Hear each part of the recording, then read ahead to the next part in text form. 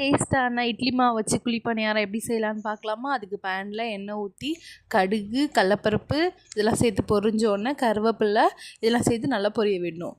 அடுப்பை வந்து சிம்லேயே வச்சுக்கோங்க. இப்போ நான் பொடியாக நறுக்கி வச்ச வெங்காயம், கேரட்டு இதெல்லாம் சேர்த்து நல்லா வதக்கிக்கலாம். உப்பு போட வேணாம், ஆல்ரெடி நம்ம வந்து உப்பு போட்டிருப்போம் இட்லி மாவுலேயே, அதனால் உப்பு போட தேவையில்லை. ஸோ கொஞ்சமாக கொத்தமல்லி சேர்த்து நம்ம மாவை வந்து எடுத்துக்கலாம். அப்போ மாவு தீர்ந்துருச்சு, கடைசியாக இருக்குது, இதை வச்சு என்ன பண்ணணும்னு நினச்சிங்கன்னா இந்த மாதிரி ஒரு ஈஸியான ஸ்நாக்ஸ் செய்யலாம். ஓகேவா? இப்போ இந்த மாவில் இதில் நான் கொஞ்சமாக ரவை சேர்த்துருக்கேன். ரவை சேர்த்துட்டு அப்புறம் நம்ம வதக்கி வச்சது கொஞ்சமாக ஒரு ஸ்பூன் வந்து மிளகாத்தூள் இதெல்லாம் சேர்த்து குழிப்பணியார சட்டியில் எண்ணெய் ஊற்றி நல்லா சூடாக சுவையாக சுட்டு எடுத்தோம் அப்படின்னா டேஸ்ட்டான குழிப்பணியாரம் ரெடி.